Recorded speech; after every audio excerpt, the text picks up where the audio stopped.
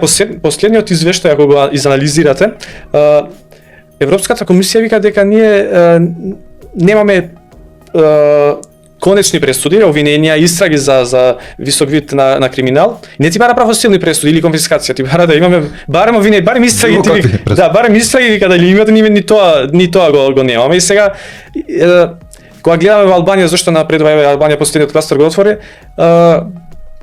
Албанија ако например СЈО кај нас како што беше и таму има такво специјално обвинителство и таму тоа се функционира. Например таму го гонат бившиот претседател нема. Таму нема катица на Јанева. Таму го гонат бившиот претседател, го гонат градоначалникот на Тирана и многу други криминалци од висок вид. Од високо ниво. Политичарите ли треба да ги одврзат рацете од судството? Еве например го спомна премиерот. Дали он се меша мислиш во судството или ги остава попреногу тоа, ма се не знам. Не те сватив околу тоа. Вака. Значи сега треба да се измени законот за судски совет, треба да се измени закон за јавно обвинителство и законот за совет на јавни обвинители.